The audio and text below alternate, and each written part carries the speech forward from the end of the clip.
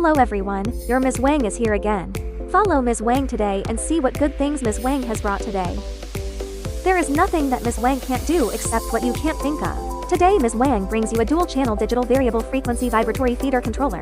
This SDVC33 belongs to dual-channel digital variable frequency vibratory feeder controller series. This SDVC22 belongs to variable voltage digital controller series.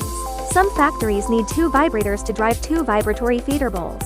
This not only increases the cost, but also takes up space. Ms. Wang is anxious when she sees it.